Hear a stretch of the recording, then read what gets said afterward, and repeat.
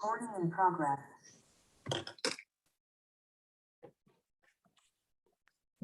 Hello, Mr. Singletary. Can you hear me okay? Yes. Thank you, sir.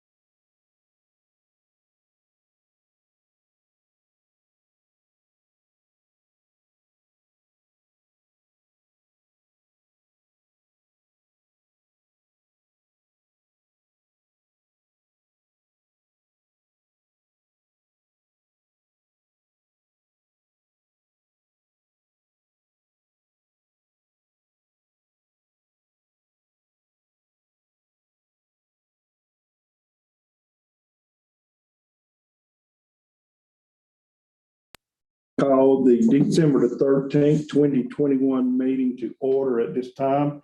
And if we would please stand, I'd like to ask Mr. McCoy if he'd lead us in our invocation, followed by Mr. Allen West with our pledge of allegiance. Let us all bow. The Heavenly Father, Lord, is once again, we find ourselves looking to the hills from which cometh our help. Realizing, Lord, that all of our help comes from thee. And tonight, Lord, we would be remiss if we didn't acknowledge how good you've been to each and every one of us. Tonight, Lord, we pray for your guidance. We pray for your direction. We pray for your presence.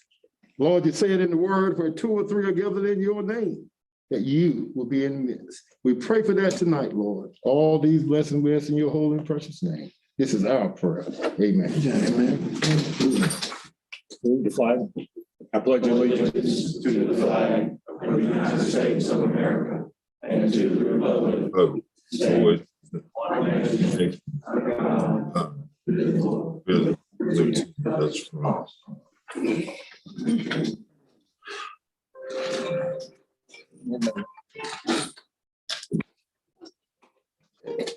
At this time, I'd like to do a roll call.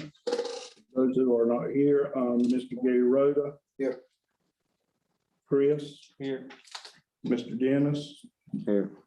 Mr. Vince. Here. Mr. Corey Singletary, Here. Mr. Benton, Here. Mr. Allen West here, Mr. Glenn McCoy here, Mr. Roger Carroll, I'm here, and Mr. Gary Grady. Here. Thank you very much. We have all board members present, including our attorney. So glad that y'all could be with us tonight. This time, I need a motion to adopt tonight's agenda. Remove. Second. I have a motion by Mr. Rozier to accept tonight's agenda, a second by Mr. West. Any changes or anything needed to be added to tonight's agenda? I would love to have something added, if, on the guidelines, if we have an employee working for the school system and they have to carry a license, I would hope that the school system would fund and support that license if they're working for the school system. Would you like to have that put under information items? That'll be, or action items, that'll be fine. For us to discuss it, and then we could take action on it next month. That'd be good. That'll be great. If we could we add that to 8.03? The way we can discuss it tonight and then take action on it at the following meeting. What is the heading on that action? It'll be licensee, I guess we could say, dealing with holding a license.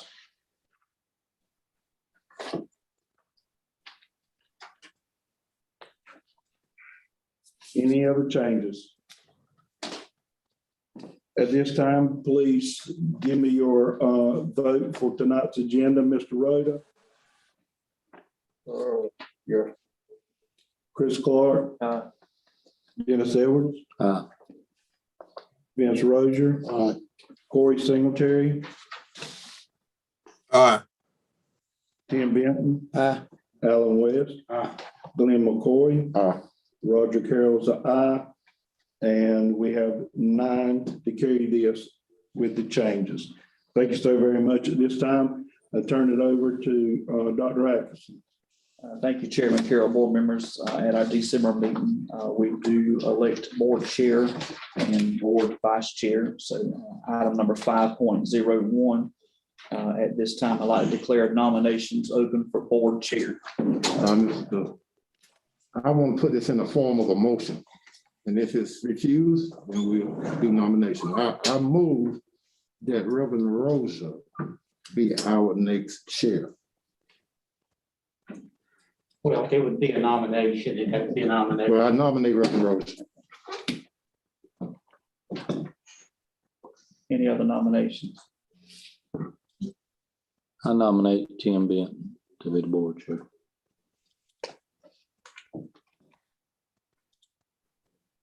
Any other nominations? We have a motion that nominations close. I move that we close the nomination on 2 said names. Second, any discussion? I'll call the roll. Discussion. Yes, sir. I think it's imperative that we have continuity and as we move forward. And I do believe that both of the nominees are qualified, but we need someone that's have a little more age and experience. We need the best that we can put in that position during this pandemic. It's not over. We're still in a trying time, and we need our best foot forward. And I think we need the best man we have, the one with the most years, the one with the most experience, the one that has placed more hours, billing himself as a board member. That's my discussion. Any other discussion? Would this be a valid vote? Yes. Here. If you do it by ballot, you'll have to sign your ballot and that ballot will be made public. no other discussion, we'll call the vote for motion for nominations to close. Mr. Rhoda? Why are we not doing seated ballot? We're going to pass out ballots once we close out the nomination. Oh. Yes, sir. So you do a vote for closing nominations? Yeah. Thank you, sir. Mr. Clark? Mr. Edwards? Yes. Mr. Rozier? Yes. Mr. Singletary? Yes. Mr. Benton? Yes. Mr. West? Aye. Mr. McCoy? Aye. And Mr. Carroll? Aye. Thank you. Passes 9-0. This time we'll give you a blank sheet of paper. If you will place the name, either either Mr. Rozier or Mr. Benton, the chair. Mr. Singletary, since you are virtual, if you will please text me your vote.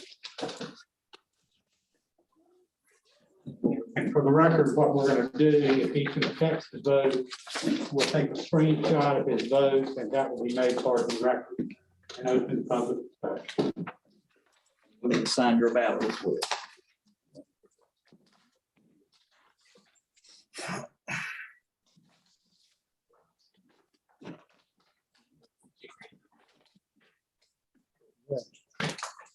Good. You can abstain, but your vote will count towards the majority. You need to vote.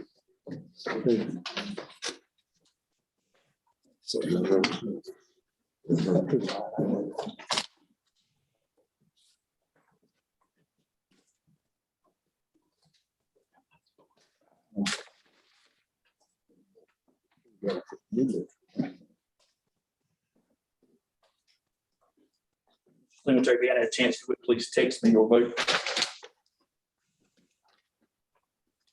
Attorney Grady, read out loud. Well, I mean, this simply needs to be made part of the record as part of the other vote. I'll vote. I guess you can have a screen copy and email it and copy it. Okay. Thank you.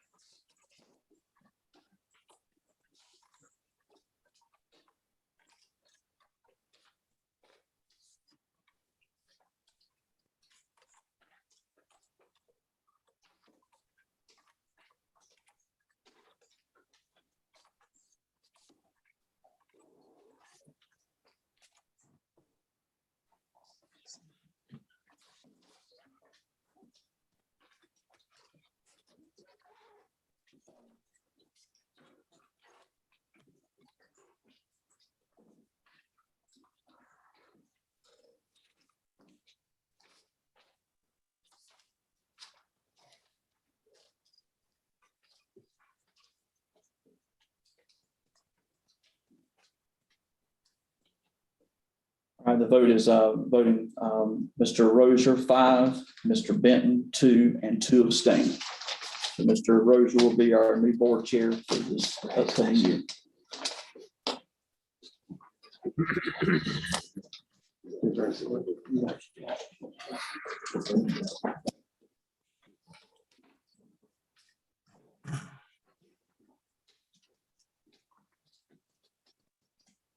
Welcome back, Mr. Rose. Congratulations, Mr. Rozier.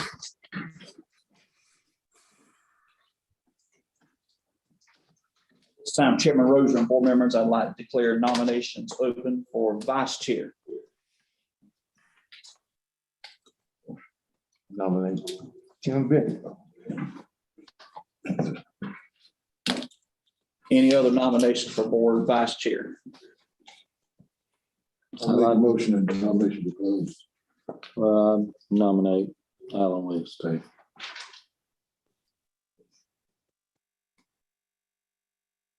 I make a motion nomination cease. We have a motion nomination cease for Mr. Benton and Mr. West. Do we have a second? A second. Second, Mr. McCoy. Any discussion? If Not, we'll take a vote on nominations closing. Mr. Rhoda? Aye. Mr. Clark? Mr. Edwards? Aye. Mr. Rozier? Aye. Mr. Singletary? Aye. Mr. Benton? Aye. Mr. West? Aye. Mr. McCoy? Aye. And Mr. Carroll. Thank You have 9 yeses at this time. If you do not have another slip of paper on that end, we'll pass more down. If you will, please write the name of the candidate for vice chair, either Mr. Benton or Mr. West. Please sign your ballot as well. Mr. Singletary, again, if you will text me your vote for the record.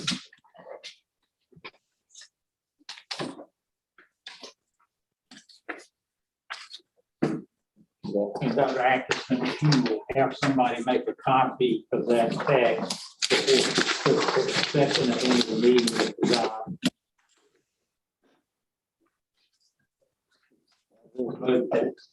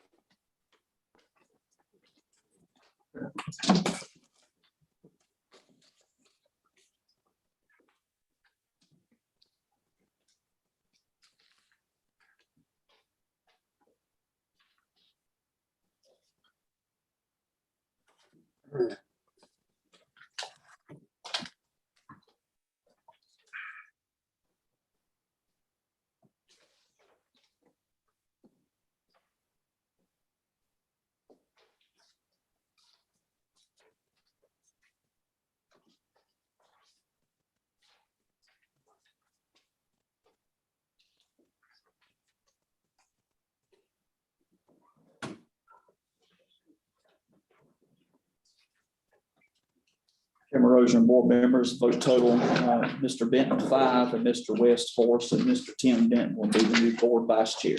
Congratulations. Mr. Benton. Chairman Rozier, I'll turn it back over to you. Good evening, everyone.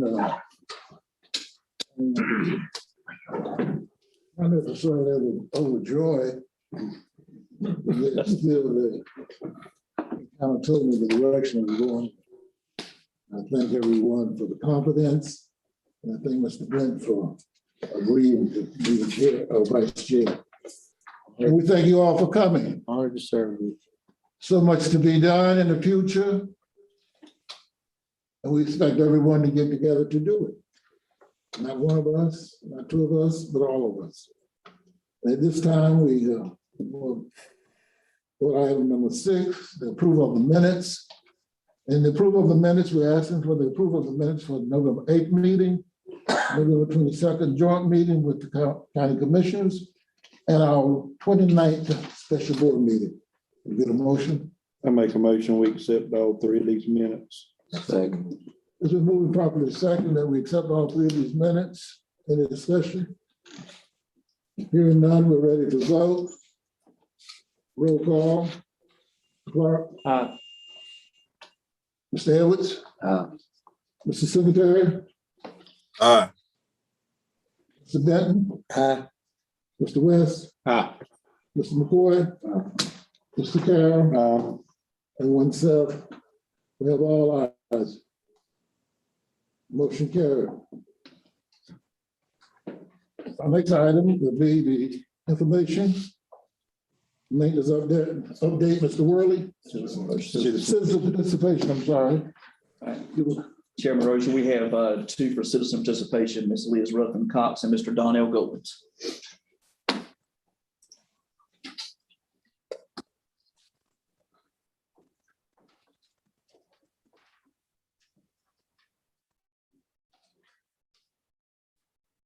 Good evening. Good evening. Mr. Goins and I have brought our concerns to your attention numerous times regarding the services to our students who are struggling academically.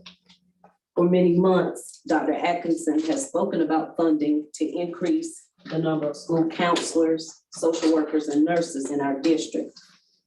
Mr. Goins and I continue to find in high school students whose academic struggles were neglected.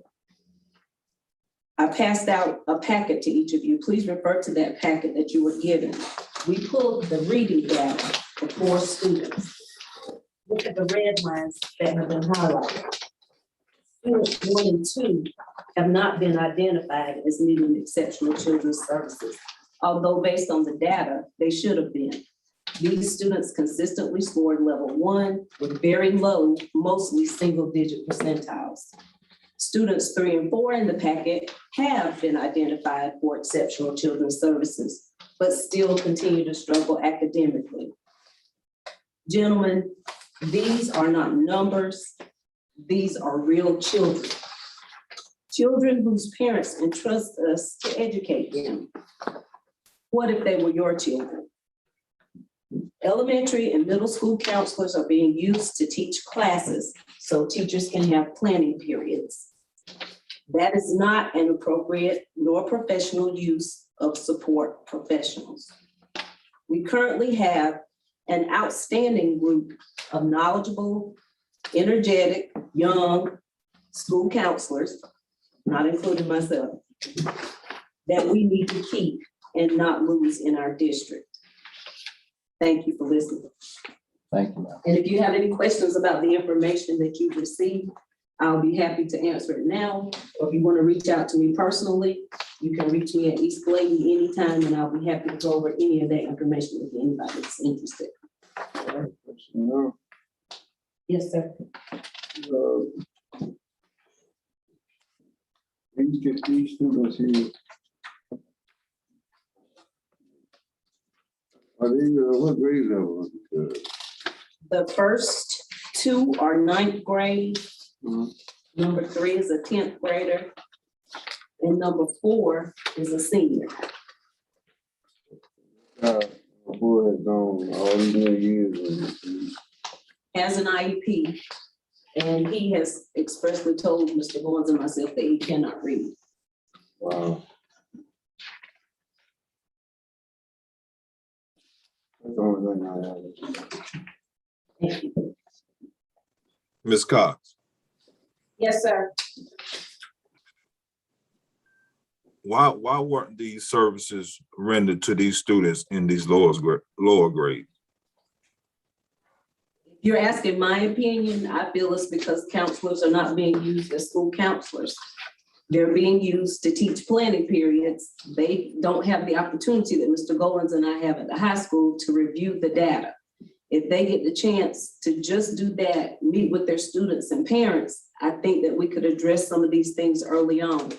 They do their classroom lessons, but they have to teach lessons for planning periods for teachers, which takes away from their time to sit down and do the thorough go-through and to sit down and work the MTSS process, which could be effective if we could do it with fidelity. But with the number of counselors that we have and the number of students that we have, the issues that we have, it won't work effectively until we either allow counselors just to do their job or we get more counselors to support, to do some of the other things that they're asking that we do.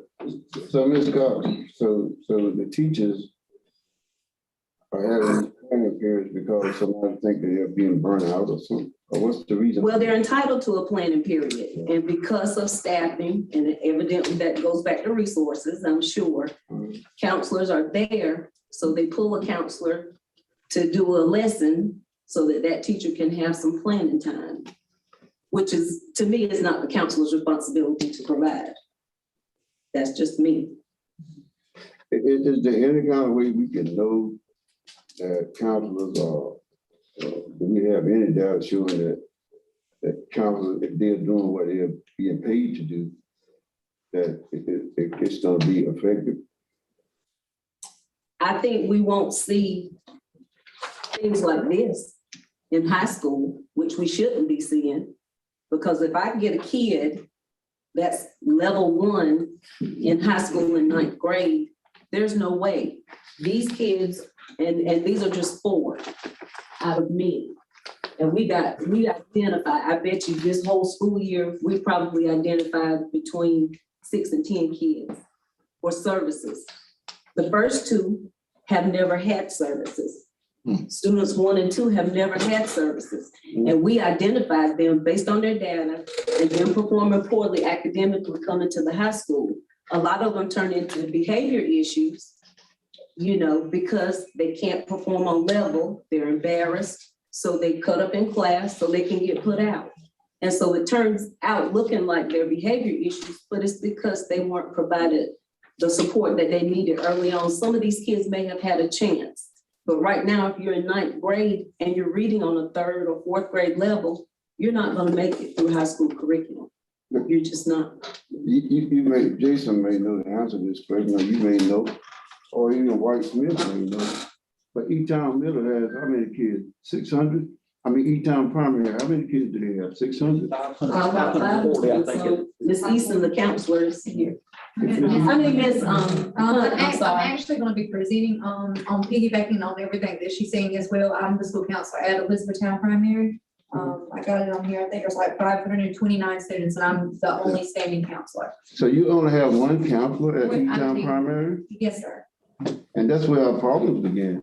So and I mean, I'll speak on behalf of that later, but what she's saying is true. So like if you have a child that is acting up, instead of me being able to go figure out what is going on with that child in their personal life outside of school, that child will go to administration because I have so many other duties that I am being assigned.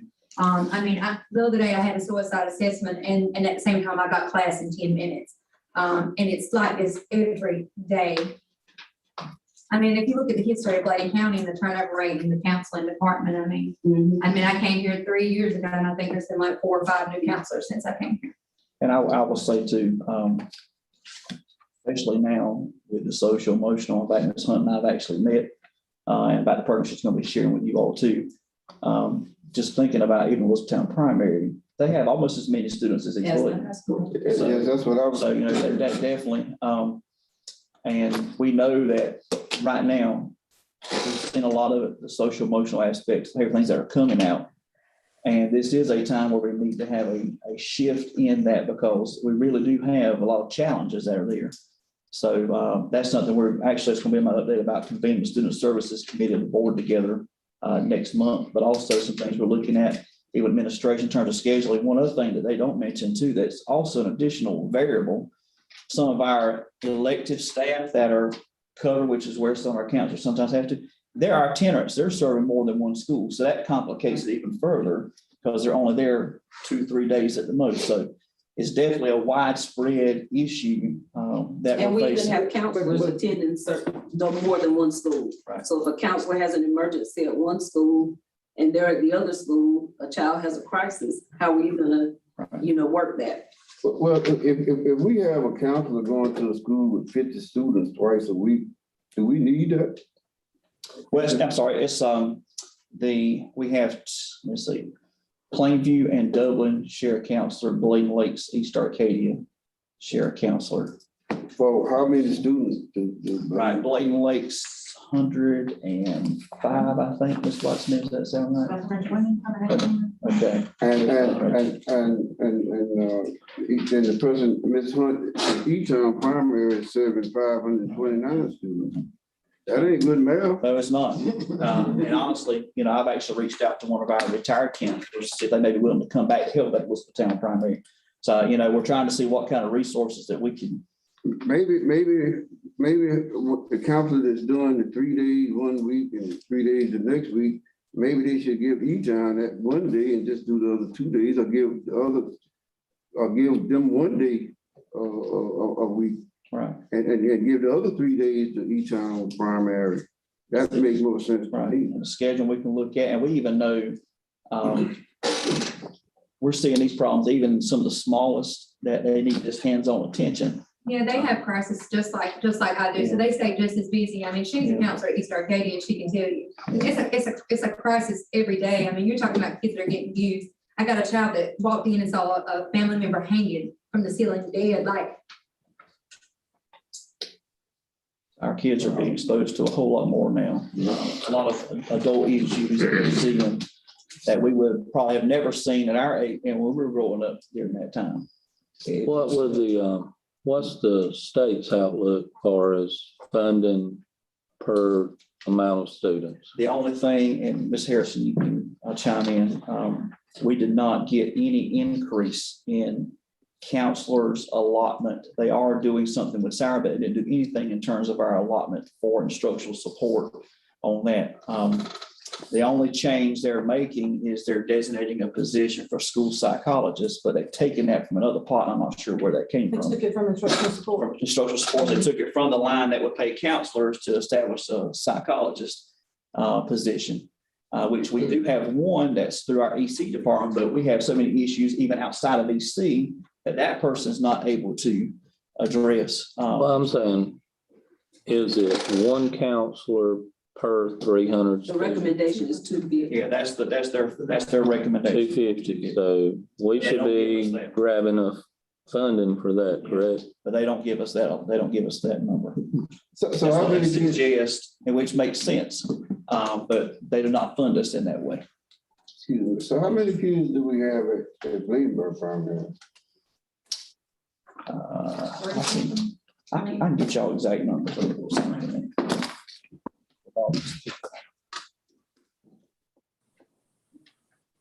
I know it's another big school. Yeah, it's around, I would guess 360 maybe, but Ms. Whitesman, you may get it pulled up faster than mine's restarting. But, I understand you to say that they took some money from the counseling to put over into psychology. they moved it from the instructional support line to a psychologist line with a different PRC number. So they're defeating the purpose of the money that would be funding additional student services positions.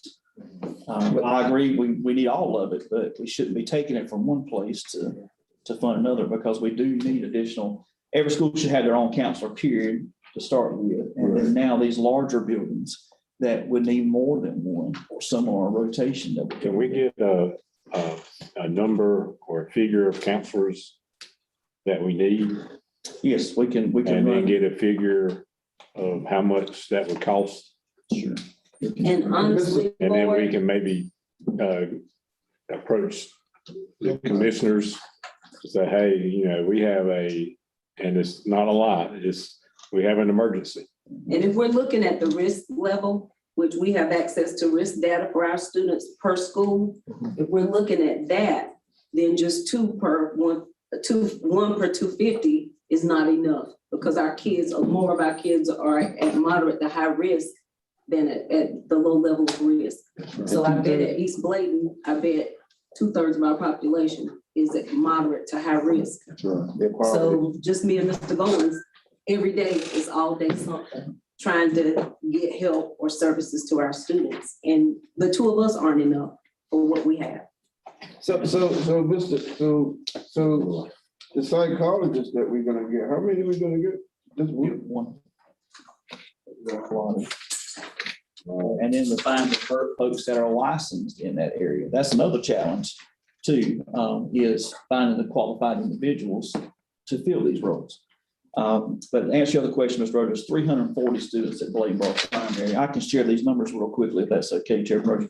Yeah. Bladenboro Middle enrollment, this is as of month 3 ending on November 17th.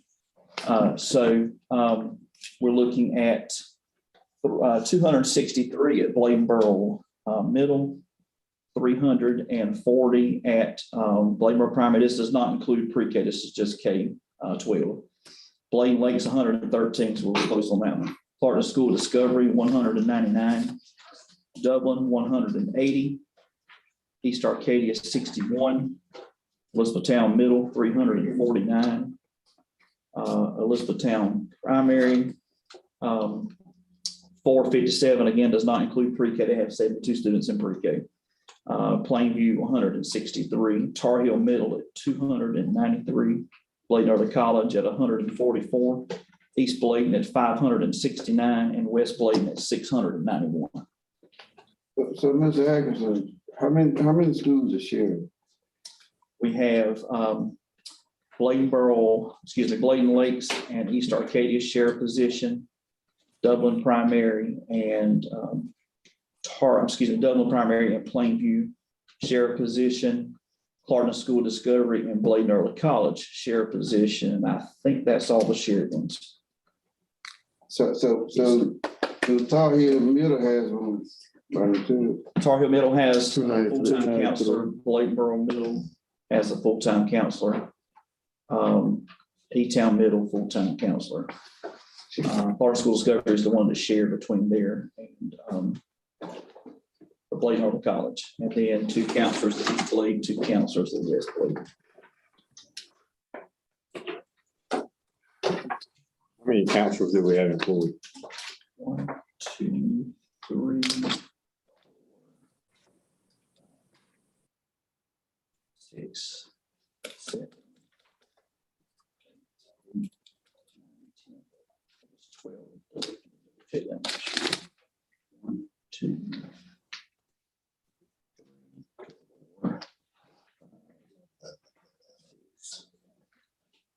7, 12. So we have roughly like 4,000 students. We have, yes, sir, not found pre-K, 3,822. Well, here's my We're opinion. short about 4 I mean- counselors on the 250 road. I mean, it seems like the same situation like we had when the state come down and they put like class size mandates in. Right. They wanted to drop the class sizes, but not give us allotment for, paying the teachers.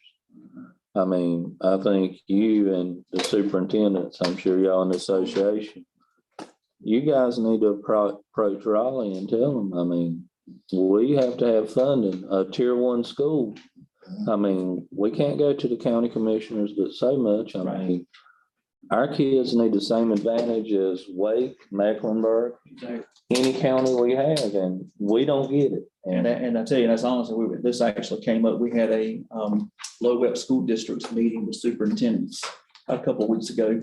That was part of our superintendent's quarterly. Then we talked about it in the large session as well. And rural districts always, that's why I'm hopeful to see what may come out of Leandro, because we know that we're underfunded. We don't have these support positions that we need. And when you base it off of a straight formula, rural districts often suffer because of that. So there are a lot of inequities that we need access to. So we're definitely advocating. I'm anxious to see what's going to come from that because, we've needed the support. It's not something that's current. We've needed it. And we've been fighting this battle, and we need these support positions to help our students. Can we get the superintendent to draft a letter for us to DPI I'll do that. reference to this? Be glad to. I still want to know a number and then a number of counselors that we need and then a figure to what it would take. Sure. To employ those. So I'll base it off the 1 to 250 ratio.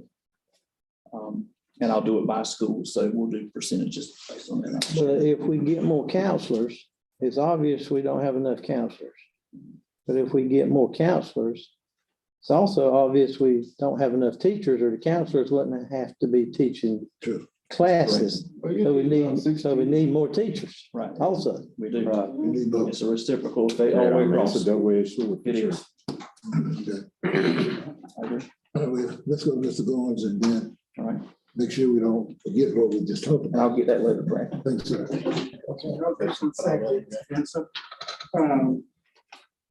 I'm changing it up. Good evening, gentlemen. I want to start off, my son just graduated from college Friday. I'm very proud of him. Took a minute. He was EC. He got his services because his parents advocated for his services. Okay, so that is personal to me. Okay, and it's personal for the children that I serve. Again, I am stating for public record and for what is in the best interest of our students and teachers. Based on our EC general education and OCS caseload numbers at East Blaine High School and the level of support / accommodations these students require, there is no way one general ed special ed teacher and one OCS special ed teacher at East Blaine High School currently have on staff can adequately serve the needs of these students. We are out of compliance. These students are already delayed for whatever reason.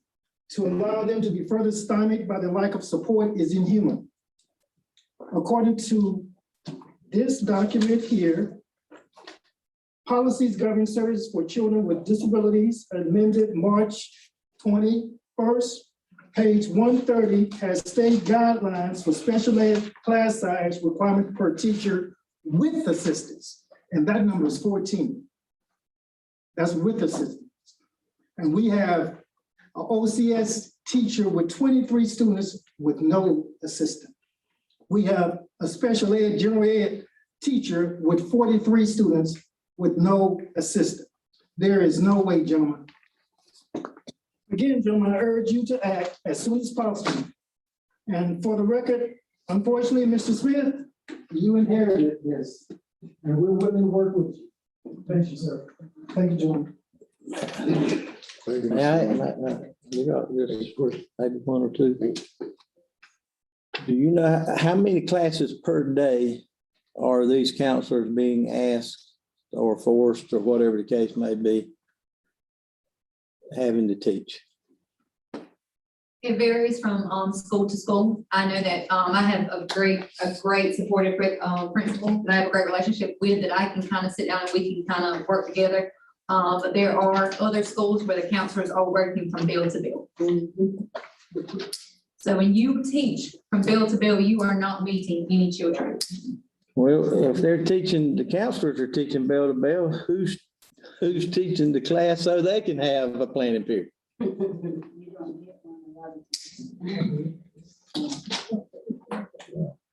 What I will do, I'll pull the master schedule for each school. And is this happening to every counselor at every school? Or is it just happening to a couple of counselors It's mostly. at a couple of schools? Elementary. Not in the high school. And middle school. And middle school. So it's mostly happening at elementary, middle, and high schools. Well, not high school, They don't teach. just elementary and middle. It's elementary and middle. But they all provided time whenever they have their group meetings. They do teach, but they do have counseling sessions. Some of the counselors have scheduled days that they do their counseling, their one-on-one group with students. So then they are teaching, but then again, at the same time, there are times when they do have their counseling sessions. Is that why we can't keep counselors? Yes. What was that? Is that why we can't keep counselors? Yes, sir. Wow.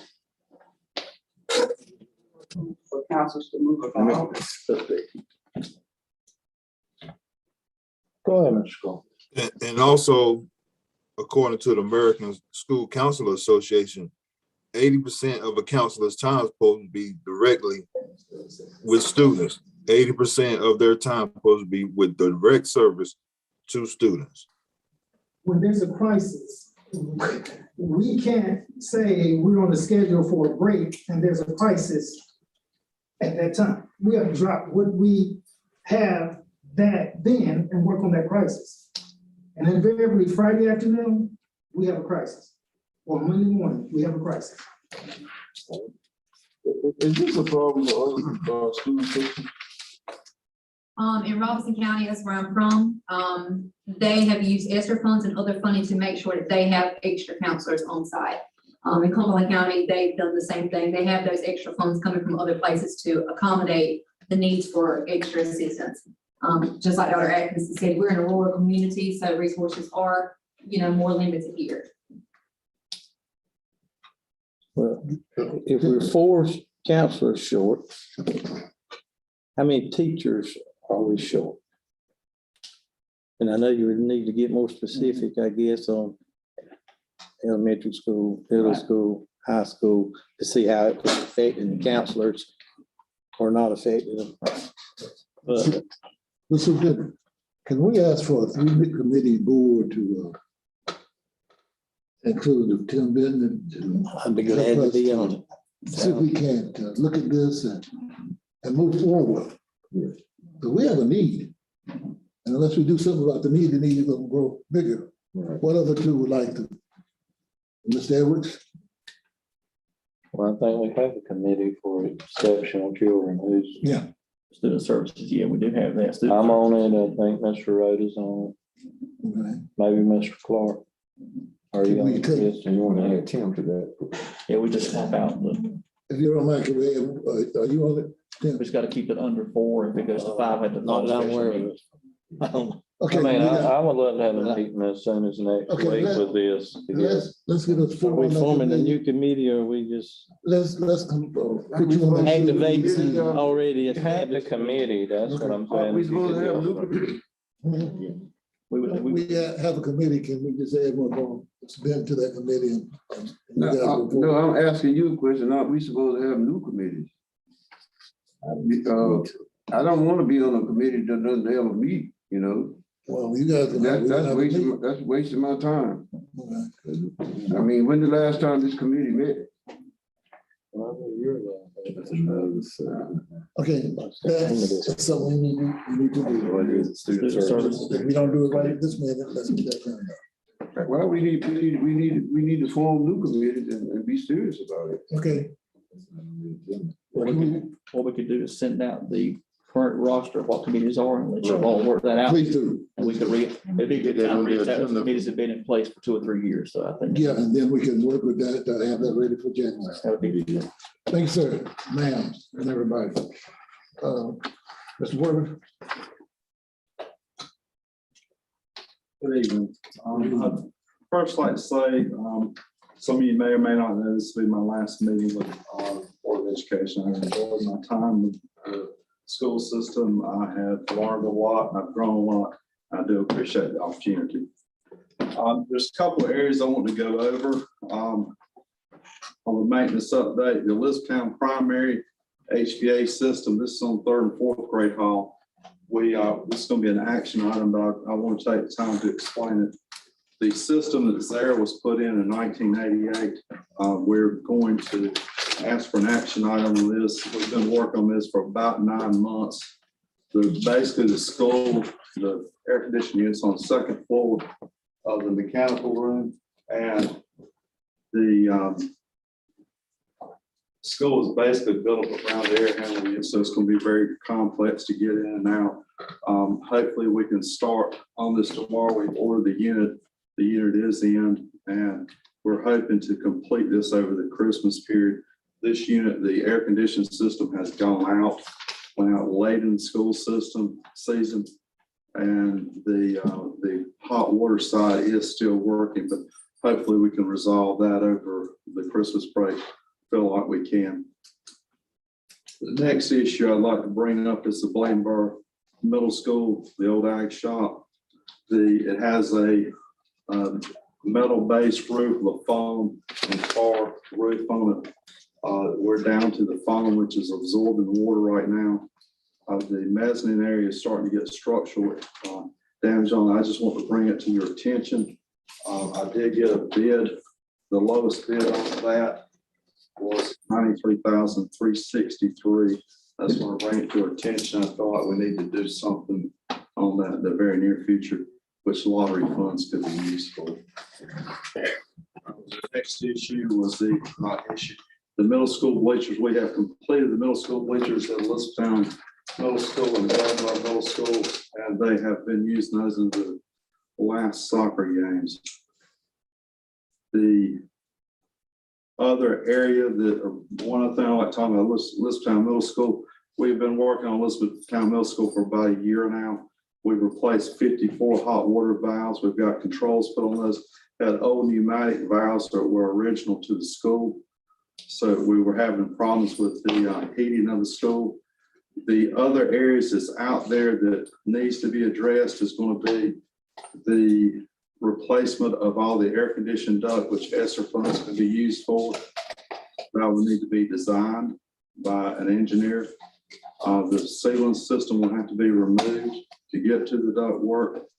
We also do not have a fire alarm system in that building. We have designed a fire alarm system, so that would need to be installed. We have talked about replacing the windows in that. We talked about replacing it last year's time. The price tag was $120,000. This year's $220,000. This is going to be very critical with students in as far as the amount of construction and demo that's going to be involved. I would strongly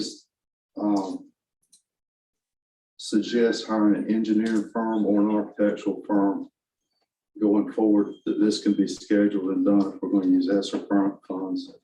And then the last thing I have, I want to go to the new school calendar. Last Thursday night, we had a minority business enterprise meeting. It went really well. We're trying to take tier 1 contractors, which are your electrical, heating and air, grading contractors, compare those with tier 2, which are the smaller contractors. We have about 20 minority businesses there, and we're trying to pair the two together, the tier 1s and tier 2s. Our goal is to have 20% minority participation on the school. And so far, the meeting went really well, and I feel like those goals have been attained. I put out a septic tank installation bid. As you know, we talked about ordering the tanks. I did get approval today to order the tanks. So I've got a bid out that on the 22nd of December, we should have the bid for the installation of the septic tanks, and hopefully those will start sometime mid-January with the completion February 28th. We should start working on the bid packages at this time for the grading bid and the new school bid. Those advertisements will go out on February 7th. The deadline for the school bid will be March 1st. And then we have to do a rebid period, which will be on March 10th. At that point in time, Bordeaux Construction, if y'all choose, we paid them for this. If y'all choose to go forward with them, then they will issue a guaranteed maximum price for the school. That is the most the school is going to cost. And as you know, we have them as a contract manager at risk at this time. Their portion is to deliver that guaranteed maximum price. Sometime in the January meeting, we're going to need to decide if we're going to stay with them through the construction of the school, or y'all going to stay with them through the construction of the school, or you're actually going to bid it out as a prime bid or take bids for that. And as we got scheduled now, once the bids come back on the school, they have tentatively put in March 28th to a special called meeting to award the contract to the for the school. We scheduled March 18th as a groundbreaking for the new school, and we've got August 2023 as the new school opening. I think it's probably going to be around the 18th. It's going to be very critical for this school that the septic tank gets completed on time, the school gets started on time, and the grading gets done. And then we're going to need to have June 1st. As you recall, we have to tear down the old school, and we have to do the asbestos abatement. We have to tear the school down, prepare the site, and put the parking lot in, which if we're on schedule, it should take about 2.5 months, and the school should open on August 23. But again, I'll emphasize how critical these deadlines are. If we miss one by 1 month, then we could have issues. But that's the new school update. It's going to be a really, really good thing for Blaine County Schools and Blaine County. Have any questions? Yes, sir. Do you know anything about the status of the auditorium at Bladenboro Middle School? A year and a half ago, I did preliminary plans for that. I did a preliminary cost estimate of that, and that's where it's at. Do I need to go in more detail what the problem is? I would like to know what the problem is and what's the possibility that someone's thinking about tearing it down, because I'm tickled about the new school, but I'm still not happy with the fact that gym in Tar Heel is coming down. I was against that from the get-go, and I still am not against the new school. We need it. I'm glad to have it. But I think that gym could have been saved. But I got the wool pulled over my eyes since I was a newly elected official coming in. But I still don't have to be. It might happen that way, but I don't have to be happy with it. But I'm happy with the new school, but I'm not happy about losing the old gym at Tar Heel. And I won't be happy about losing the auditorium in Bladenboro because it's the only auditorium at a public school in Bladen County, as far as I know. They have an auditorium at Bladen Community College. As far as I know, is the school campus. That's the only one we have, and I'd love for it to be maintained and kept so it could be used by the community and the county if someone in the county needs one, because you may not always be able to get in one at Bladen Community College. Was permitted to explain that, or? If you would, please. Okay, so Christmas 2 years ago, a complaint was filed by someone in the public. Me and Dr. Taylor met the head clinicians from the state, and he shut the auditorium wing down. Not that it had mold, but it was more the structural issue of the school. And you have a lot of effervescence. So the way the school was built is actually this is a cinder, they call it cinder brick. It's actually a brick, it's like a cinder block. Well, the brick and the cinder brick are laid together. There's no airspace between them. As the mortars broke down, waters would run through the mortar. Instead of having that 1 inch airspace, which the water would run down behind and go to the ground, it's actually passing through the wall. And then you have stuck on the wall, so the water coming through is creating effervescence. So to handle that, you actually have to build an airspace. We looked at possibly doing stucco as the cheapest way to do it. I don't think that would be aesthetically correct with the school, but another wall has to be made. The windows are leaking really bad in the building. The roof is in great shape, but what I did on the renditions is I took the 2 wings off because there's some electrical issues on that hall as well. Took the 2 wings off, redid the front entrance, redid the side entrance, kept those just like they are, did a walkway back to the school. And that estimate at that time was between $1.2 and $1.5 million. Mr. Word, who put that roof on Bladenboro Middle? I'm not sure who put it on, but the company who manufactured the metal went bankrupt. So I have looked at that. There's a couple of different ways to fix that. There is a overcoating that they can actually come in and not really sand, but bead blast the paint off of it, go back and treat it. It's a Sherwin-Williams product, and then they can put a new coating on that roof. I've had 2 companies do that. The lowest bid's $180,000. Then the other alternative would be go in and they make a hat channel that fits on top of the metal roof and then put another metal roof back on it. But blue is the worst color to put on a roof according to roofing contractors, but it's very unsightly. Bladenboro Middle has a building on that campus. I don't know what that building is.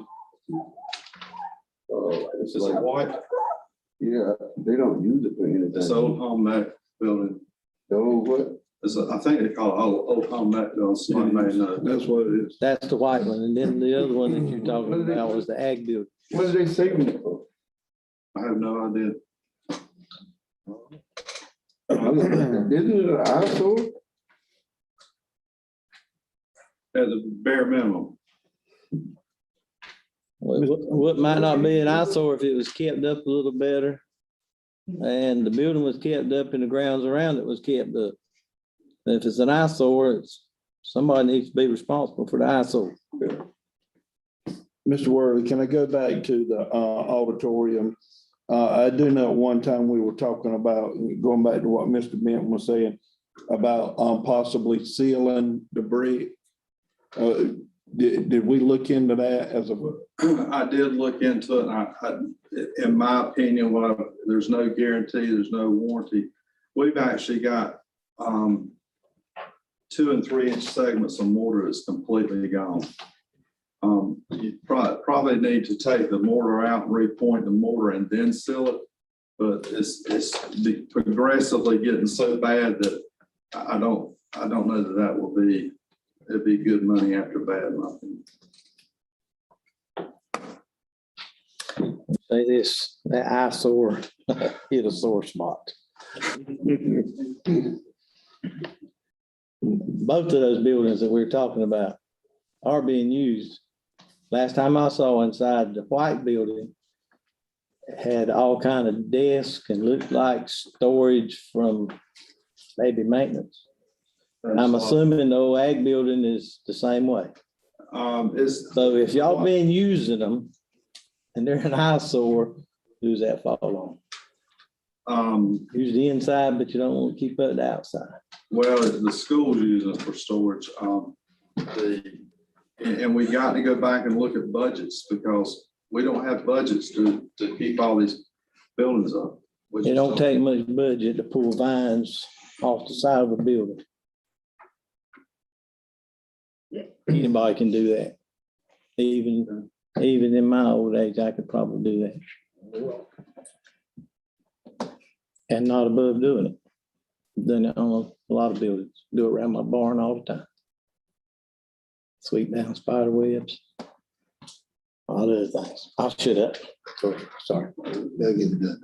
Thank you, sir. Thank you. Mr. Denton, quick thought. How much of the notes that we've been hearing from the maintenance that you have that we can hold on to? One of the things, so we got record of all that. You got a good record? Good. Thanks, sir. All righty. 8.02, Ms.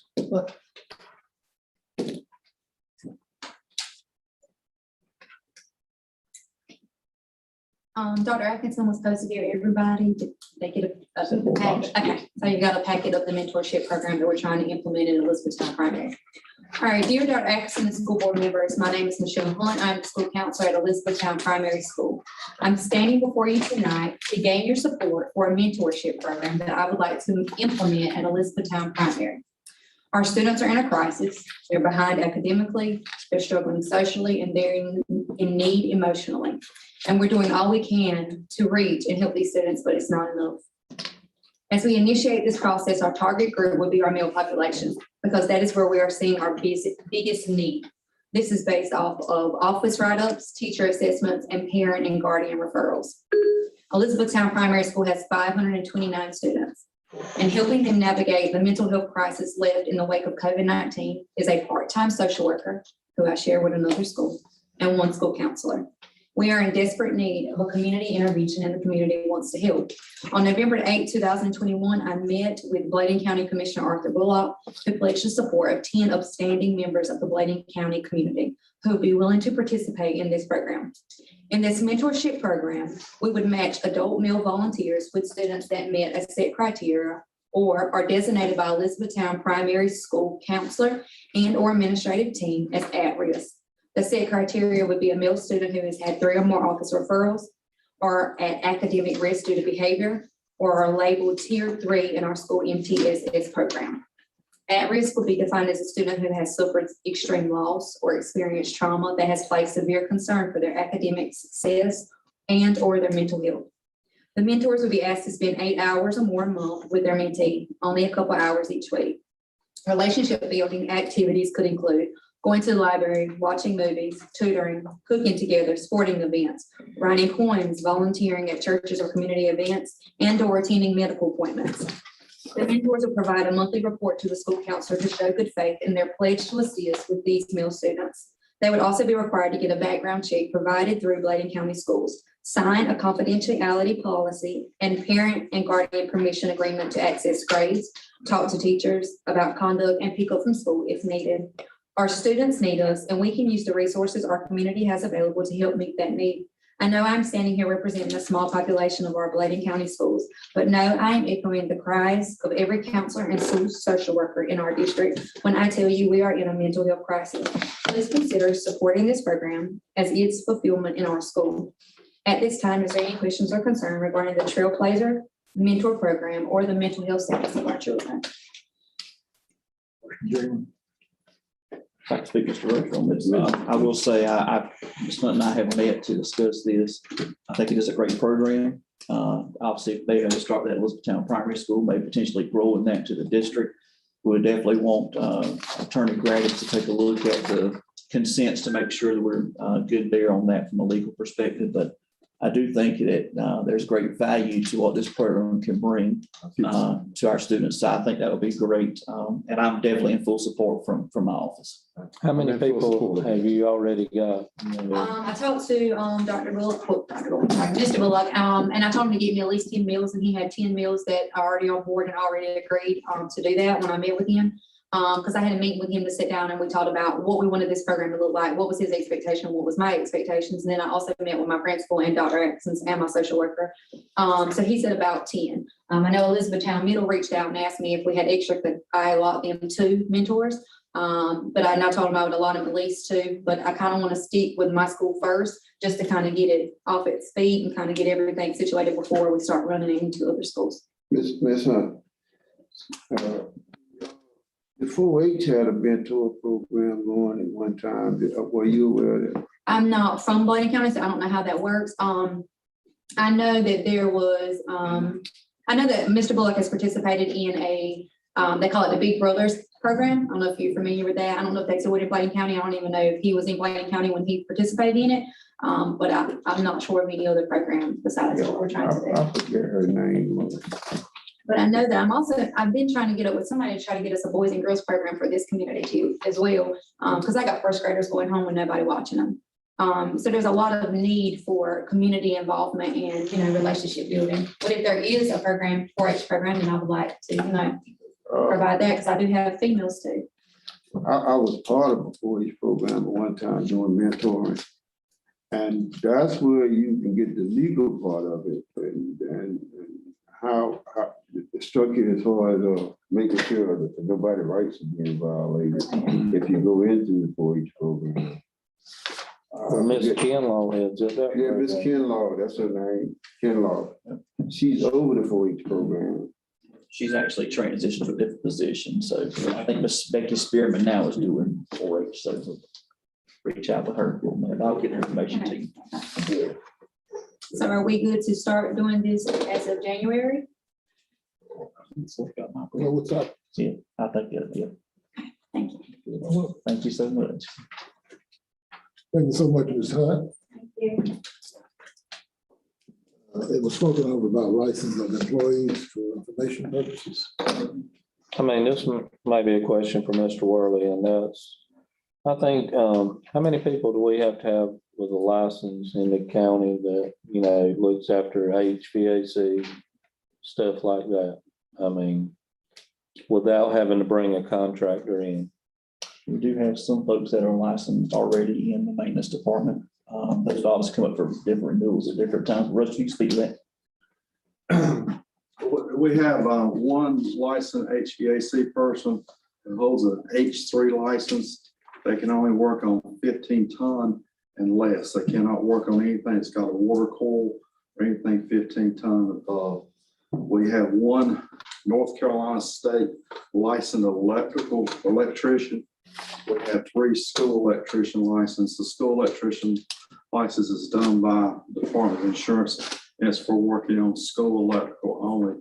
We have 1 plumbing licensee at at this time, we have actually just had somebody pass a locksmith license this weekend. So we got 3 locksmith licenses. We have 3 pesticide licenses at this point in time. So the way the license side of this works is you have what's called qualifier. So school system cannot go take a written test and pass a written test. And to get a license, you have to have, depending on which licensee, but usually somewhere around 2,000 to 4,000 hours of experience, documented experience, then you have to go take a written test. And then they hold the license for the school system. So the person that goes and takes tests is called a qualifier. And this is kind of the general contracting side. So we don't have that many licenses. We've basically got one in plumbing and one in heating and air. And we don't have a license high enough to actually work on a building that has 15 tons or higher, or anything that has a water coil, and a water coil is associated with a boiler. Now, do we cover the license each year for these people in the school system? I mean, Some we do. I think up to this point we have. well, that's what I'm saying. I've got word that we haven't, but I think any license that any of these guys have, I think the school system should reimburse them or anything else because they're doing the work for us. I mean, that will be the motion I want to, or vote on next month, that if we have a licensed person that we're covering the cost, if they have to take class, seminars, or for the license in general, as long as it's up under the school system. And let me put one caveat to that. Most of their licenses were expiring December 31st of this year, that they haven't renewed them. Is there any way we could act on that this meeting then, if it's December the 31st? I mean, because it'll be money out of their pocket, correct? Yes, unless the school system reimburses them. I'm not sure how that would go, but so as of the 31st, if the license have not been renewed by whatever agency they're under, then we're gonna have to hire all the work out until we can get it. Which I think is a bad move. I mean, We would hope, has anyone checked to see if they have taken the necessary courses? Because continuing education is in all licenses now. Well, they've done away with continuing, and general contractor, you do. School license, school electrical, they do not require CE, but I think they do on the electrical side. But on plumbing, they do not. I think plumbing and the HVAC board discontinue theirs, but locksmith, you have to have license, you have to have continuing education to renew license. There's a lot of continuing education as well. And you can actually go on all the different sites and see if somebody's renewed, if they're eligible or they're in good standing. but my opinion about that, if you would have to call a contractor for one HVAC call, it would probably be more than it would for that license to be renewed, I would think, just about. I think One call would the last probably. service call I saw was $105 just to start with. That's Right. not doing anything. I mean, and that's what I'm saying. We have a very valuable thing here, and I think we need to support those guys. Well, the biggest thing is we need to actually start some kind of training or cross training where we have more people that's got license as well, because in event somebody goes on COVID leave, and that changes the whole picture as well. Right. Do you have license? I got a general contractor's license. Yeah. So you're saying if we train people to get licensed, what's the chances of them staying with us?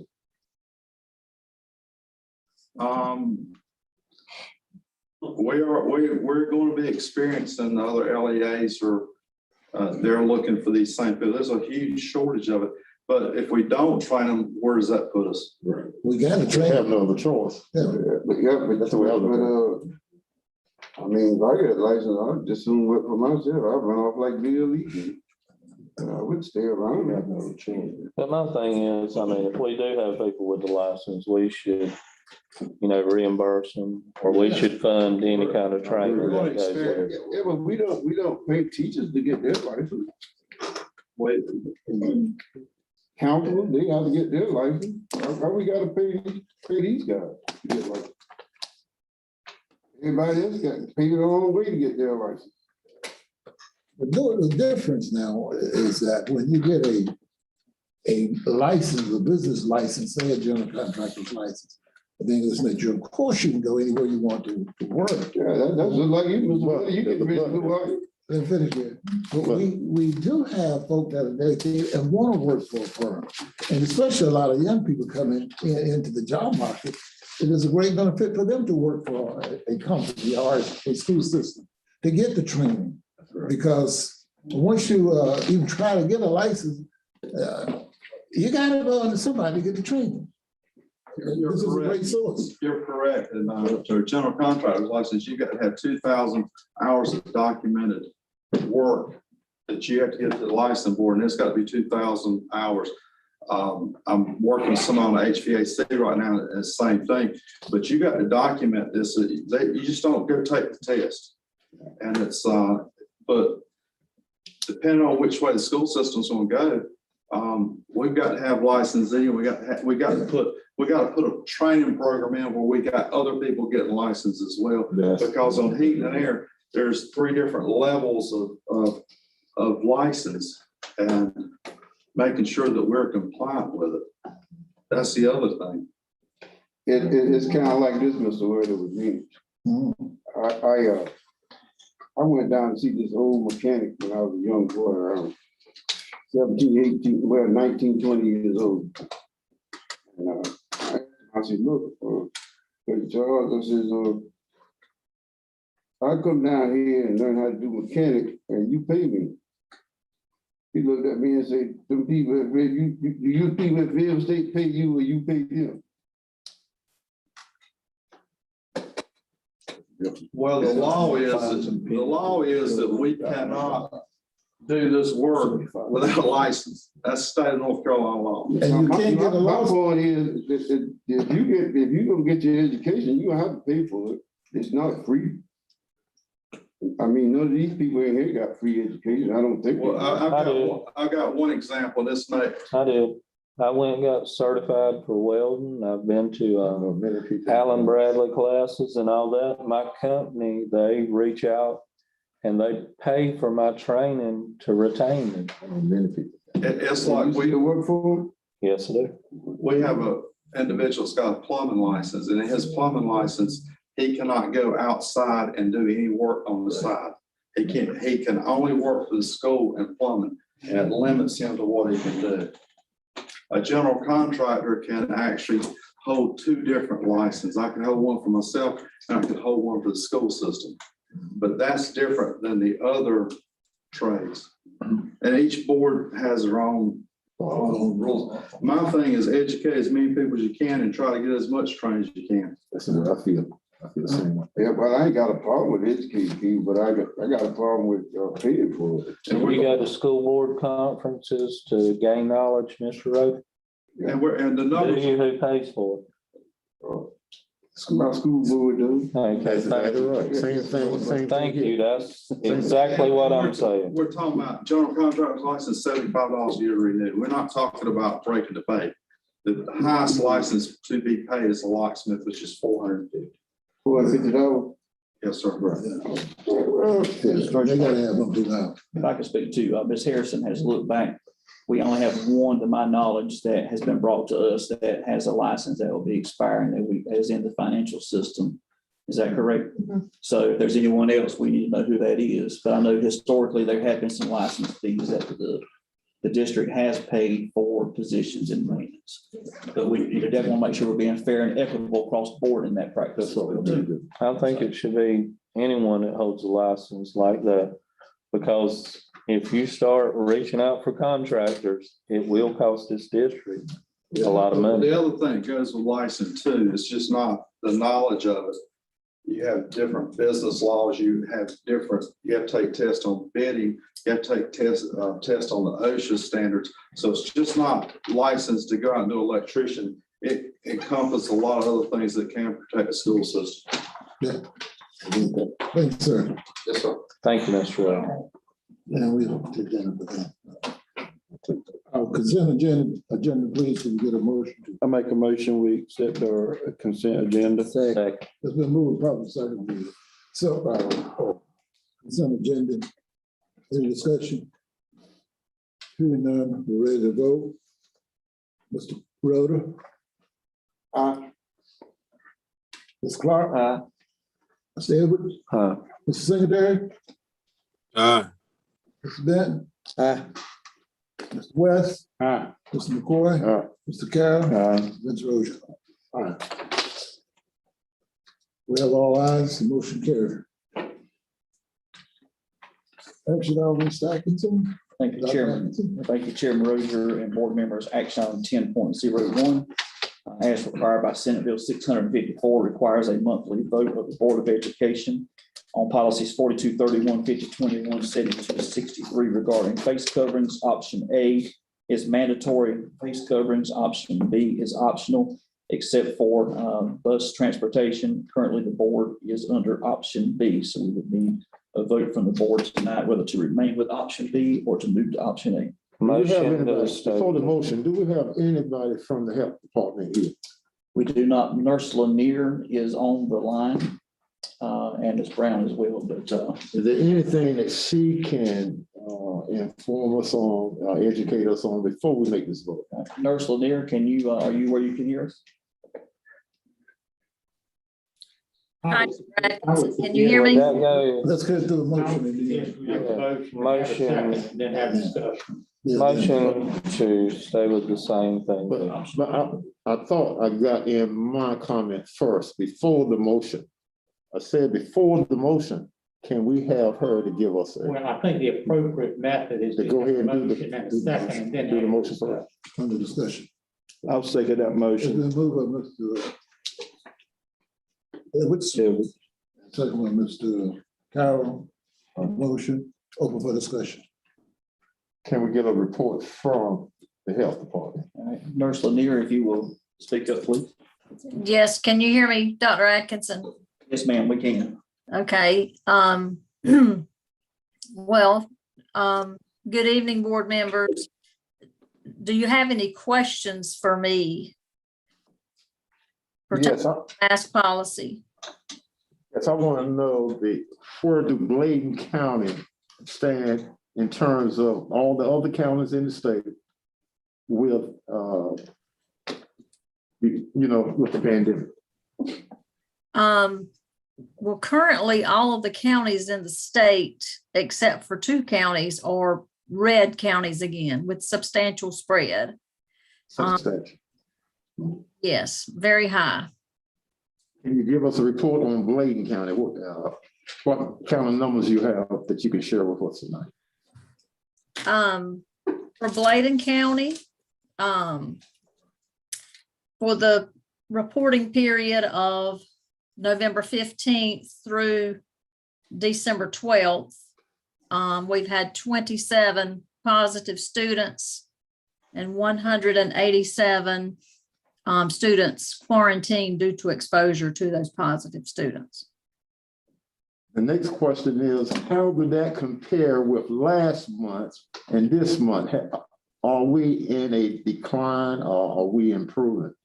That's what I need to know. Well, the beginning of the year, we had a lot of bumps in the road. We had confusion on the masking policy. Some were not consistently wearing or not wearing correctly their mask. And so we had a lot of exclusions. Remember the first 2 months, 2.5 months. And then about the last 2 weeks in October, beginning of November, we felt as if we finally had things smoother, numbers were down. And so since we have gone to optional masking, a lot of the problem with the number of increased in quarantined exposures is because the positive individual was not wearing a mask. Therefore, any individual who was within 6 feet for 15 minutes or longer of that positive source without a mask, it did not matter whether the exposures had on a mask or not. According to the guidelines, they have to be quarantined as well. So we have a lot of individuals quarantined they were wearing a mask, hoping not to be quarantined to remain in school, but as a result of the positive not wearing a mask or face covering, they had to be excluded. And that, that's just the guidelines, from the state that we are required to follow. If you could make a recommendation, this is my last question. If you could make a recommendation tonight, what would you recommend this board to do? My recommendation would be to go back to option A. Ms. Lanier, Yes, sir. when did the policy change? Whenever this started out, it was stated that if you wore a mask, because we did send home a lot of kids that were wearing masks over the last 3 weeks, they were wearing masks. And the way you explained it to us sitting here was that if you were wearing a mask, you would not be sent home. And now all of a sudden, all this has changed because of the fact that if the person that had the virus was not wearing a mask, the person that was wearing the mask was protected. But now all of a sudden it's changed. And I have a problem because I'm confused about it. And the parents are confused about it because of the fact that we've sent home kids that were wearing masks. And I understand what you just said, but it just don't make any sense. If you're wearing a mask, you're supposed to be protected. And some of these kids that we have sent home have been wearing masks and they've been sent home quarantined. And even when they tested negative, and we still wouldn't let them go back to school for 10 days. And that just didn't right. Okay. And Chairman Carroll, I definitely understand your question and, share your same concerns and totally agree that guidance is very confusing. However, it has not changed. It is the same since the beginning of the school year. My intention was to explain it just as I explained it, that all parties have to be wearing the mask in order for exposed individuals not to be sent home. If everyone is wearing a mask and you have a positive and people close to that positive, the only one that will go home is the one with COVID, unless some of the ones in the group are sick with symptoms. And that, that just goes back to the history of people go home. But I apologize, but that guidance has not changed. And, I have had calls from parents too, and I explained that to them.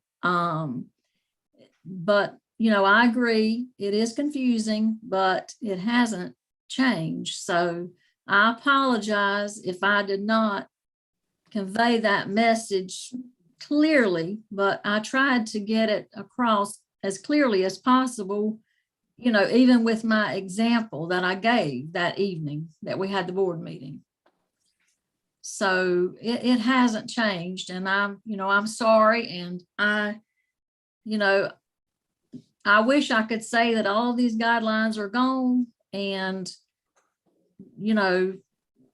that it's all over with, but it's not, and it's what we have to follow. So some individuals, are having to go home and they have on a mask, but it's because the positive source did not have on a mask.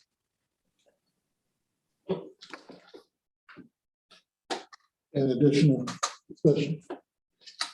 Is there not a way that we can test these students that come in contact with somebody and see if they've got COVID instead of just sending people home that don't have COVID, that don't have any symptoms, don't have anything? Is this Mr. Benton? Yes, ma'am. And I'm sorry, I didn't introduce myself. Yes, this is Mr. Benton. And if the masked ones that are wearing masks, if the masks work, why should we send them home? They need to stay Well- at school unless they're sick. Now, anytime they're sick, if you're any kind of sick, you need to stay at home. That's true. And you know, the point that Mr. Carroll made, that the ones wearing a mask are not testing positive, well, that's great. That's what we want. But you know, I'll keep going back to the positive source was not with a mask. And as far as testing goes, whenever you are exposed to someone who's positive for COVID, unless you are sick with symptoms, it is not recommended that you even take a test until day 5 after exposure. And for the ones who take a test on day 5 after exposure, that without any symptoms, they may return after a 7-day quarantine. So the guidelines do, you know, have some a little bit of leeway in there to for them to return to school a few days earlier, 3 days earlier. So but yes, that proves if they're not testing positive and they're wearing a mask, then those masks, you know, are working. So, but we do, you know, have the testing implemented in the schools now. And the ones who have signed up for testing are tested weekly. So, but as far as testing on the spot to determine if someone has COVID or not, that would not be accurate because it would be too soon. So you're saying it takes 5 days for someone who's been in contact with someone who does have COVID to develop the symptoms of COVID? To get the most accurate test, because, you know, we've always spoken about, you know, false positive, false negative. You know, these tests are not, especially the rapid test that you are referring to now, the one that you test immediately, the PCR, the one that's sent off, is the one that they call the gold standard. That's the one where it takes 1 to 2 days to get it back. But yes, that is correct. If you are exposed to someone tonight, Mr. Benton, if the person beside you tells you, you know, I'm positive and you've been sitting beside me all night, it would not benefit you to take a test tonight because you probably would get a false positive or negative result with the rapid antigen, unless you develop symptoms, fever, coughing, you know, one of those 11 symptoms. And here again, that's in the recommendation and the guidelines.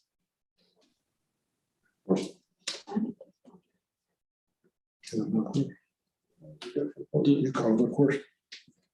Do we know how it's going in the schools as far as how it's been working with the children or the parents?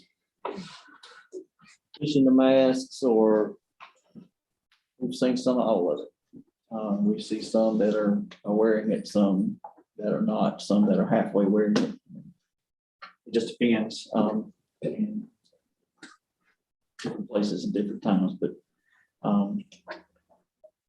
and then you got opposite lunchroom could not do it. Yeah, and you see a mix of it. I wouldn't have a percentage necessarily, but you do see different folks doing different things. Thanks everyone for your voice and your opinion and your thoughts on it. Thank you, nerds, for Thank enlightening you. us.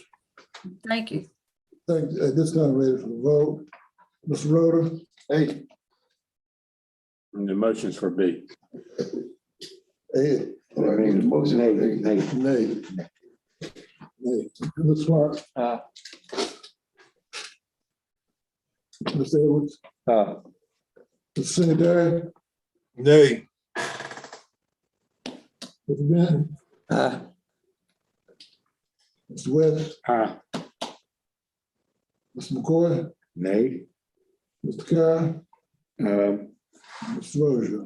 Ayes have it, the motion carried. Ms. Atkinson?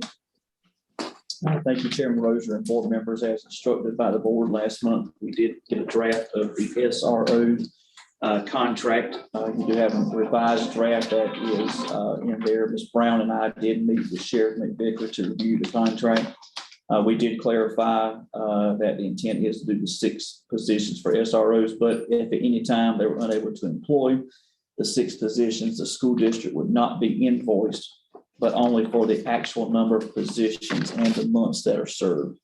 They did share that they have a couple of folks that are in the process for training, a couple other changes as well.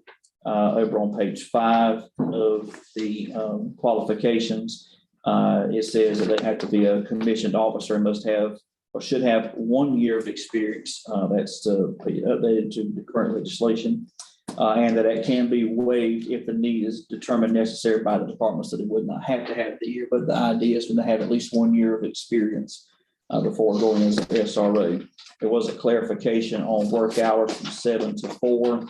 That time starting when they check in with communications in the morning and check out with communications in the afternoon. The basic other terms of the contract did remain the same. Again, the invoicing will be monthly and it will be for actual SROs assigned to the district. So we would need the board to, if it's their pleasure, to move forward in executing the contract. I'll make a motion, we accept this contract for the SRO. Second. Motion by Mr. Carroll, second by Ford, accept the contract. Any additional discussion? Hearing none, ready to vote. Mr. Roder? Aye. Mr. Clark? Aye. Mr. Edwards? Mr. Secretary? Nay. Mr. Benton? Aye. Mr. West? Aye. Mr. McCoy? Mr. Carroll? Vote aye. Ayes have it, motion carried. Are we districting, Mr. Atkinson? Thank you, Chairman Rosen and board members. Action item 10.03 is the redistricting for elections. As shared in the last meeting, typically the Board of Education does follow the same election maps as the county commissioners. The county commissioners have adopted map 12, so we need a motion from the board tonight. If the board's pleasure to follow that same mapping for the upcoming elections. I move. Second. Been moved by the second by Mr. It was moved by Mr. Evans, second by Mr. West. Any comments or discussion?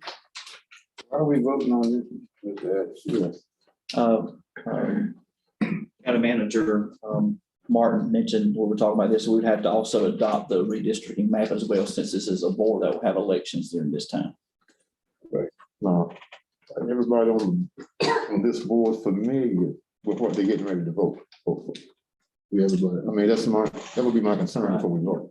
And I think there was District 1 and 3, there was some difference there, but the map there, and also the memo from the Lumber River Council of Governors that was mentioned there does talk about the 10% rule and deviation there.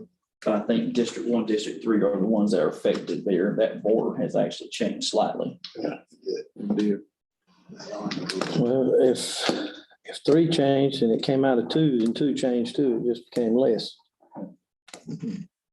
That's possible. We only took a little bit. They might know how much they did take out of 2.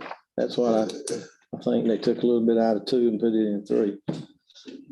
See if this stat sheet comes in. And they take a little bit, that little bit in District 2, that was in District down.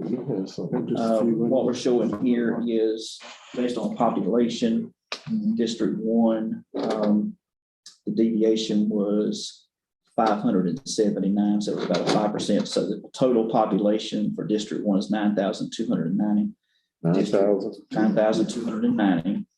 District 2 is 10,110. District 3 is 10,134. So that was what they used to balance the district. Okay.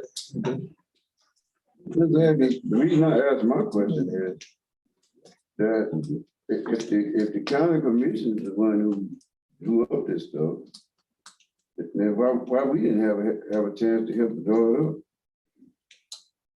up?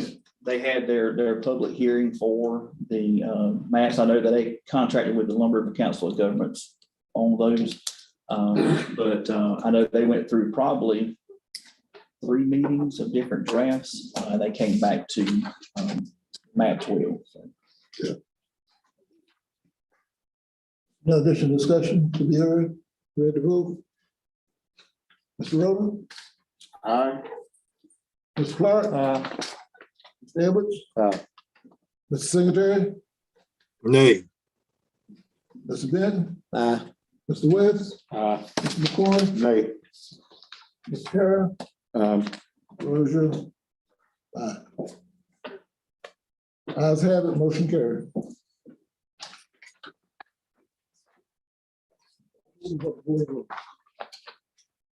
For the bid, rather, of Dr. Jim's roof.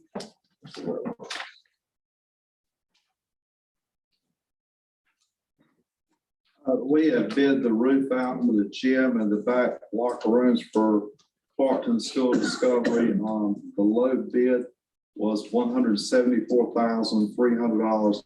And our intent is to use lottery. And as far as material, if it's approved, we'll start sometime in July or August of this year. So moved. Two more. I made a motion. Second. Then moving probably second by Mr. Edwards, the motion, by second by Mr. Carroll. Any additional discussion? Is that a metal roof? This is going to be a TPO because of the barrel roof. Yeah. And there'll be a TPO on the back on this. With 50-year warranty. It's going to be a 30-year warranty. We're going to put 2 inches of foam insulation on top, 2 layers of 1 inch to make the curve. And then we're actually going to reduce some of the vents where we've had problems leaking that are no longer used, but it'll be a TPO 30-year warranty. Okay. In additional discussion? Hearing none, ready to vote. Mr. Rhoda? Aye. Mr. Clark? Mr. Edwards? Aye. Mr. Secretary? Aye. Mr. Benton? Aye. Mr. West? Aye. Mr. McCoy? Aye. Mr. Carroll? Rozier, aye. All ayes, motion carried. Thank you, sir. The second I have is approval of the bid for Biltmore Construction for Clarkton Media Center roof. On the flat part, we have a flat with like a barn roof. That will be TPO, 30-year warranty, and the sides will be a blue metal. And our intent is to use lottery funds for that as well. What's the price? Sir, I'm sorry, it's $108,250. To get a motion to approve. Motion to approve. Second. Okay, move by motion by Mr. West, second by Mr. McCoy. All in favor, let me know on the side. Question. Said blue on the side. And that's what we got all over the I side. know. Is it gonna do better than Blackburn metal? I think it will. The problem with Blackburn metal was when they actually rolled the metal, they put an oil on it to make the bends, and they didn't get all the oil off before they painted, and that's kind of where the defects come in. Okay. Blue fades bad, but this was a manufacturing defect over Blackburn. Okay. Ready to vote? Mr. Rhoda? Aye. Mr. Clark? Aye. Mr. Edwards? Aye. Mr. Secretary? Aye. Benton? Aye. Mr. West? Aye. Mr. McCoy? Aye. Mr. Carroll? Aye. Rozier, aye. All ayes, motion carried. And the last thing I have is approval of the bid for Smith Refrigeration for the installation only of the 30-ton HVA system in Lewistown Primary School. And that will intend to use ESSER funds, and the bid on that $69,000. So moved. Second. It's been moved properly second to accept the bid on that for $69,000. Any additional discussion? Hearing none, we're ready to vote. All in favor, let me know. Correction. Roll call. Mr. Rhoda? Aye. Mr. Clark? Aye. Mr. Edwards? Aye. Mr. Secretary? Aye. Mr. Benton? Aye. Mr. West? Aye. Mr. McCoy? Aye. Mr. Carroll? Rozier, ayes, motion carried. Thanks, sir. Thank you. Our fall customer policy, Dr. Atkinson. Thank you, Chairman Rozier and board members. We will need a motion to bring the policies off the table for consideration. I make a motion, we bring the fall policies off the table. I second that motion. It's been moved properly second that we bring the fall policy off the table. Roll call for a vote. I don't think we will have any discussion. I mean, that's so. Roll call for a vote. Mr. Roder? Aye. Mr. Clark? Mr. Edwards? Aye. Mr. Singletary? Aye. Mr. Benton? Aye. Mr. West? Aye. Mr. McCoy? Aye. Mr. Carroll? Aye. All ayes. Motion carried. Chairman Roger, at this time, we need a motion to approve the fall custom policy updates as presented by the School Board Association. Motion to approve. Can I get a motion? So moved. Second. We've been moved proper second, that we move the fall, we vote on the fall policy update. Any no discussion? Mr. Roder? Aye. Mr. Clark? Mr. Edwards? Aye. Mr. Secretary? Aye. Mr. Benton? Aye. Mr. West? Aye. Mr. McCoy? Aye. Mr. Carroll? Roger, all ayes, motion carries. Thanks, sir. This time, I'd like to go into closed session for the purpose of discussing personnel for North Carolina Joint Statute 143-318, 11A, to consult with attorney if needed, as per North Carolina Joint Statute 143-318, 11A, 3, and to discuss student reassignment and student discipline per the 1974 Family Right and Privacy Act. With a motion for closed session. I make a motion to go into closed session. Move by second, I go into closed session. Mr. Roder? Mr. Carroll? Mr. Edwards? Mr. Secretary? Aye. Mr. Benton? Aye. Mr. West? Aye. Mr. McCoy? Mr. Carroll? And Roger, motion carried. We're ready to go into closed session. Hopefully we will be back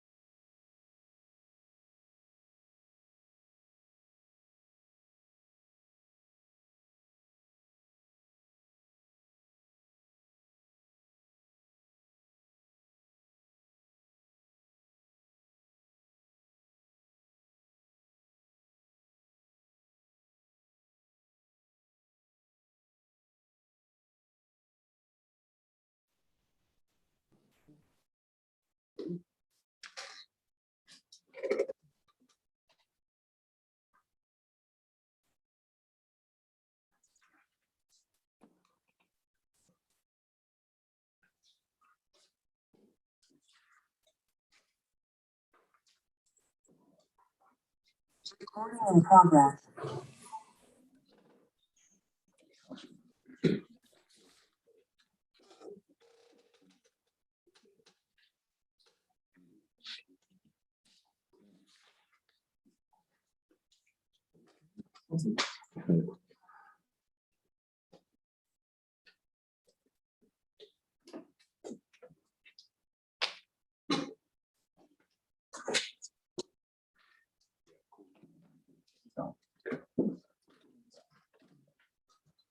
Make a motion to come out of closed session. Second. Second. It's been moved, properly second, to come out of closed session.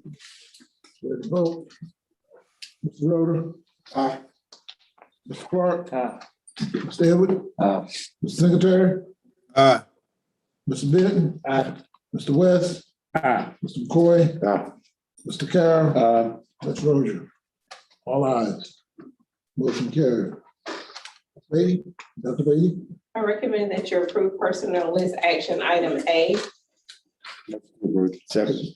Been moved, proper second, that we approve certain action item A. Any discussion? Hearing none, ready to vote. Mr. Roder? Aye. Mr. Clark? Aye. Mr. Edwards? Aye. Mr. Secretary? Aye. Mr. Benton? Aye. Mr. West? Aye. Mr. McCoy? Aye. Mr. Carroll? Aye. Ms. Rozier, 9 ayes. Dr. Beatty?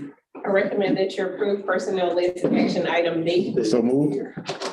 Second. It's been moved, proper second, where we approve action item B. Vote, hearing no discussion. Roder? Aye. Mr. Clark? Aye. Mr. Edward? Aye. Mr. Secretary? Aye. Mr. Benton? Aye. Mr. West? Aye. Mr. McCoy? Aye.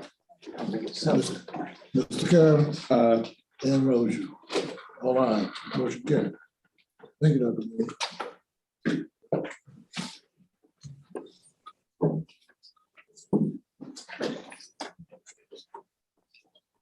Board member concern? I just have one, if you don't mind. Go ahead, sir.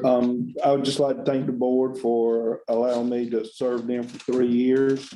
And I thank you for your support, and it's been a pleasure, and I'm looking forward to serving Mr. Rozier and Mr. Benton in their term. Thank you very much.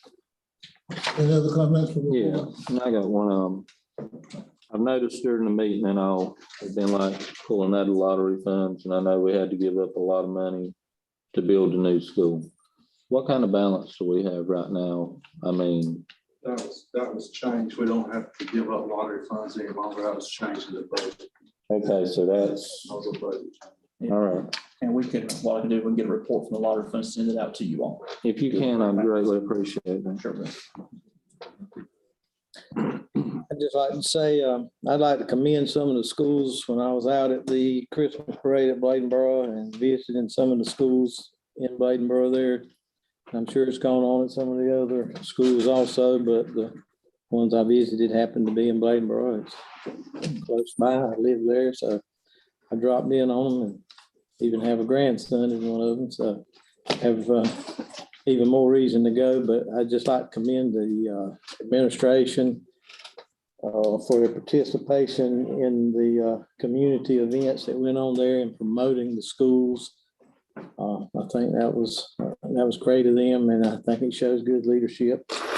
And I'm proud of those administrators there. Also, the teachers in participating in things that were going on with the students. I know sometimes those things may be awkward for adults, but students remember it for a lifetime, and it really means a lot to them. I saw a lot of that going on. I would like to not take anything away from any other schools. I just wasn't not there. So I don't know what they did, but I do know those two schools were real involved and real active, to staff, to administrators, teachers, and I'd like to commend them for that. Thank you. Any other comments from the board? Mr. McCoy and I had the opportunity to attend our North Carolina School Board conference last month, which was exciting and still good. One thing that has transpired since our meeting of 2020, which we didn't have, is that the North Carolina School Board Association has decided to withdraw itself from the National School Board Association. Reason being is because we were informed that they were not showing the greatest interest for some of the counties and some of the LEAs. So we are now just with the North Carolina School Board Association, and that's it, along with DPI here in North Carolina. And we hope and pray that we will call on whoever we can to help us here in Blaine County to move forward. I know the COVID has been a real problem. Attitudes have changed, but we got to work together to get the mission accomplished. Sir. Any other comments? Dr. Atkins? For a superintendent's update, real briefly, we've had a great time with student advisory council meetings. We finished those up, got some great feedback from our students. And I tell you, they brought, I always say that, you know, we can learn a lot from them, but they brought so much to the forefront. And one thing I think that's the greatest thing about our students that served in this is they weren't talking necessarily about themselves, they're talking about their peers.